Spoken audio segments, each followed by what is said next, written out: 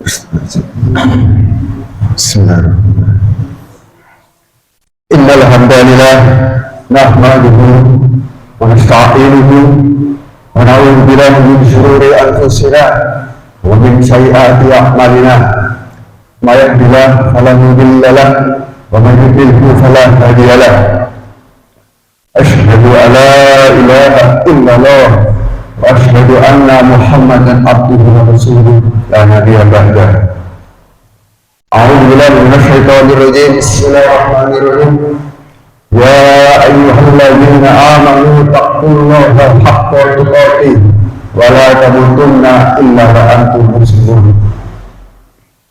Allahumma shalli ala sayyidina Muhammad wa ala alihi wa sahbihi ajma'in ila yaumiddin. Alhamdulillah, pada Jumat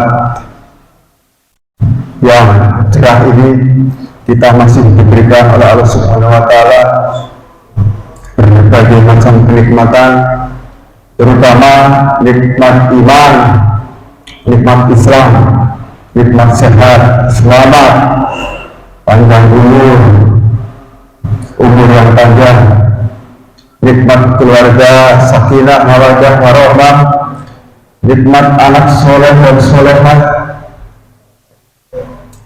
nikmat rezeki yang bisa mengamankan penyebar barokah dunia wal akhirat. Amin ya rabbal alamin. Untuk topik khutbah Jumat kali ini, khotib ingin membahas topik yang sedang hangat dibicarakan di media massa, yaitu terkait dengan banggar laut yang beritanya begitu marak kita dengar, kita lihat pada akhir-akhir ini. Sebenarnya bagaimana Islam memandang tentang fenomena banggar laut sebenarnya yang sedang kami bicarakan di media massa akhir-akhir ini?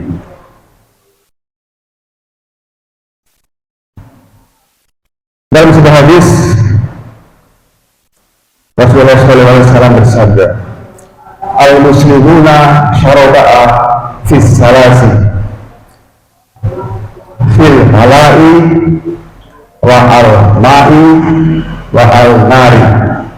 Hadis riwayat Abu Dawud dan Ahmad. Artinya, kaum muslimin berserikat dalam hal kepemilikan terhadap fil al-mala'i, padang rumput atau padang gembalaan, wal ma'i, air, wal al nari, api. Padang rumput adalah tempat seluruh kaum muslimin untuk memberi makan ternak-ternak mereka, kuda-kuda mereka. Maka padang rumput tidak boleh dimiliki oleh individu, tetapi harus dimiliki oleh seluruh kaum muslimin. Siapapun kaum muslimin, termasuk non-muslim yang menjadi warga negara, mereka berhak untuk memberikan makan ternaknya di padang rumput, sehingga padang rumput tidak boleh dikuasai oleh individu. Demikian juga air. Air di sini adalah air yang jumlahnya melimpah, seperti air laut misalnya, samudra yang luas, air sungai, air danau, jumlahnya sangat melimpah. Itu tidak boleh dimiliki oleh individu. Itu adalah milik umum, milik seluruh warga negara. apapun suku, bangsa, agama, dan kepercayaannya. Kemudian api juga tidak boleh dimiliki oleh individu. Api adalah milik seluruh warga negara,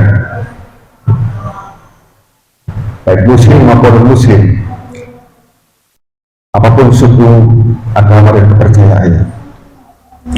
Tiga benda tadi itulah yang kemudian dikiaskan oleh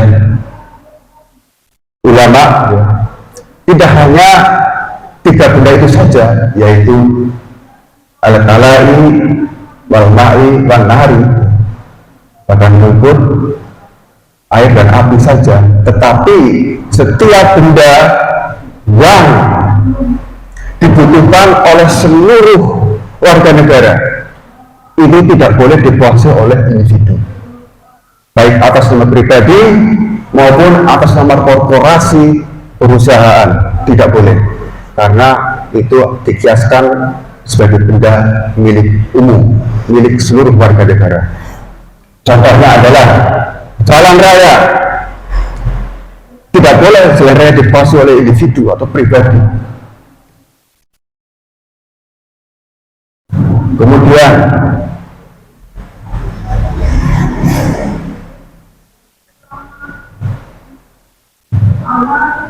pasar, siapapun boleh berjualan.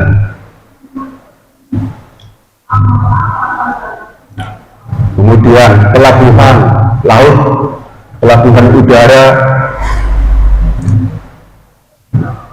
kemudian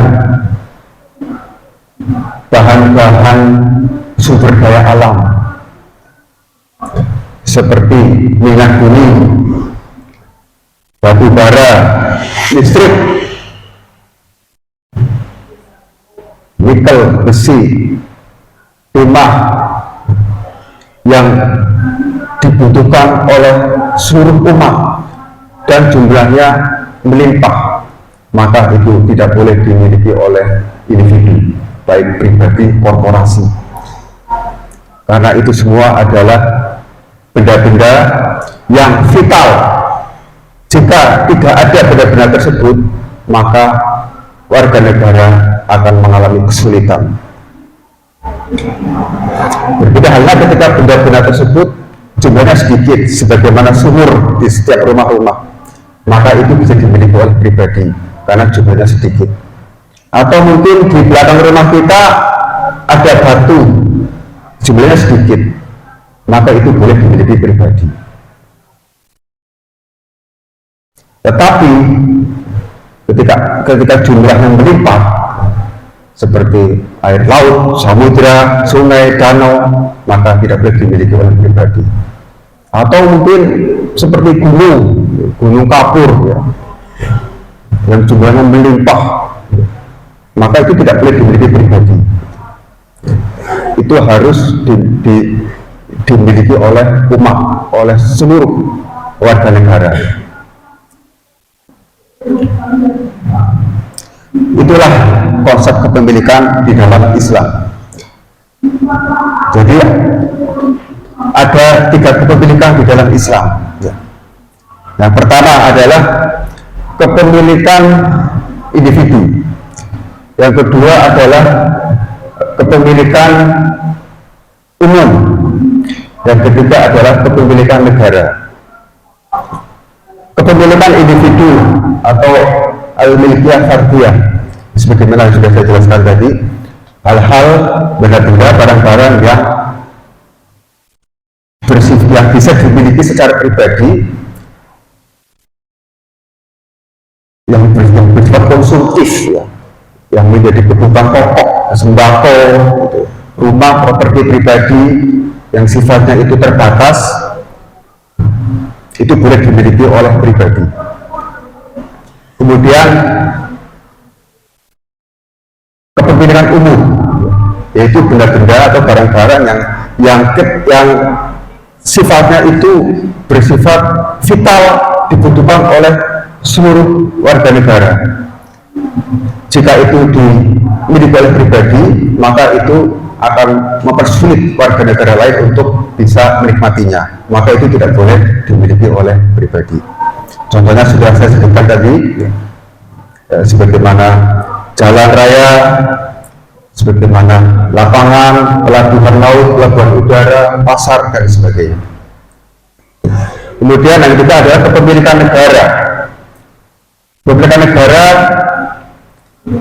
dalam kitab Ibn Ushul Islam karangan Syekh Taqiyuddin Al-Nabhani meliputi jizyah, ghanimah, fa'i, kharaj, usriyah, harta yang tidak bertuan, harta orang murtad, itu menjadi milik negara. Jadi di dalam Islam mengatur terkait dengan permasalahan kepemilikan, sehingga manusia menjadi jelas hidupnya, mana-mana yang boleh dimiliki oleh individu, mana-mana yang boleh dimiliki oleh, harus dimiliki oleh umum, mana-mana yang harus dimiliki oleh negara, sehingga tidak terjadi simpang siur sebagaimana yang terjadi saat ini. Ketika negara tidak menerapkan hukum Islam, yang terjadi adalah debat tidak ada ujung pangkalnya. Contohnya adalah terkait dengan pagar laut misalkan. Kalau dalam Islam sudah jelas bahwa laut itu adalah milik umum, tidak boleh dimiliki oleh individu, baik atas nama pribadi atau atas nama perusahaan. Tetapi dalam negara yang menerapkan selain hukum Islam, itu menjadi sesuatu yang sulit dipecahkan, sulit untuk dicari jalan keluarnya. Ini sebetulnya laut milik siapa? Mengapa laut dipagari? Tidak ada yang bisa menjawab. Tapi Islam bisa menjawab dengan clear, dengan jelas. Itu menjadi bukti bahwa Islam adalah rahmatan lil alamin, yang memberikan solusi bagi seluruh problematika kehidupan umat manusia dengan sangat jelas sekali. Sejak muncul kasus pagar laut akhir awal Januari sampai sekarang, kasusnya masih mengambang, tidak ada kejelasan bagaimana seharusnya negara bersikap. Yang ada adalah kebingungan. Dari mulai Tangerang 30 km,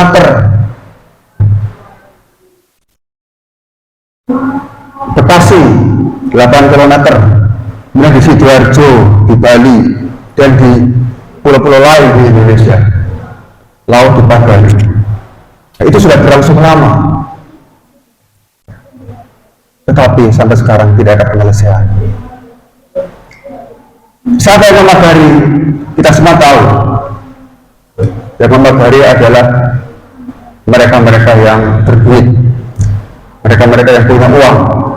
Mereka ingin menguasai laut itu, kemudian dibangun untuk kepentingan mereka sendiri, untuk mengambil keuntungan sebanyak-banyaknya, untuk bisnis,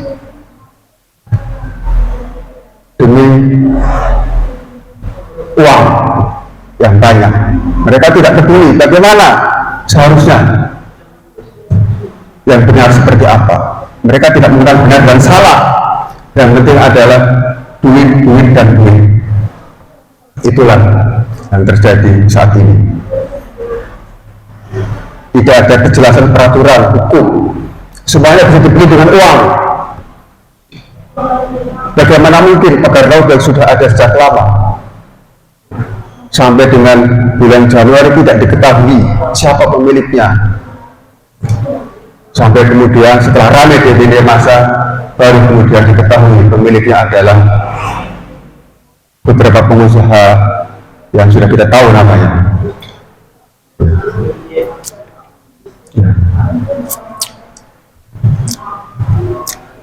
Demikianlah para jamaah Jumat yang dibilang isyarat oleh Allah Subhanahu wa Ta'ala, contoh bagaimana Islam memberikan solusi terkait dengan masalah kepemilikan dengan sangat clear, dengan sangat jelas, dengan sangat gamblang, sehingga umat manusia berada dalam kehidupan yang terang benderang. Fastabiqul khairat, aqulu qouli hadza, innallaha huwal ghafurur rahim. Allahumma shalli ala sayyidina Muhammad wa ala ali sayyidina Muhammad. Innal hamdalillah nahmaduhu wa nasta'inuhu wa na'udzu billahi min shururi anfusina wa min sayyiati a'malina, may yahdihillahu fala mudilla lahu wa may yudlil fala hadiya lahu. Asyhadu an la ilaha illallah wahdahu la syarika lahu wa asyhadu anna Muhammadan abduhu wa rasuluh. A'udzu billahi minasy syaithanir rajim. Bismillahirrahmanirrahim. Ya ayyuhalladzina amanu taqullaha haqqa tuqatih wa la tamutunna illa wa antum muslimun. Allahumma sholli ala sayyidina Muhammad wa ala alihi wa sahbihi wa man tabi'ahum bi ihsan ila yaumiddin. A'udzu billahi minasy syaithanir rajim. Bismillahirrahmanirrahim. Rabbana ighfir lana wa li ikhwanina alladziina sabaquna bil iman wa la taj'al fi qulubina ghillan lil ladziina amanu Rabbana innaka ra'ufur rahim. Rabbana zalamna anfusana wa illam taghfir lana wa tarhamna lanakunanna minal khasirin. Rabbi ighfirli wa li walidayya warhamhuma kama rabbayani shaghira. Rabbana atina fid dunya hasanah wa fil akhirati hasanah wa qina adzabannar. Alhamdulillahi rabbil alamin. Aqimus shalah.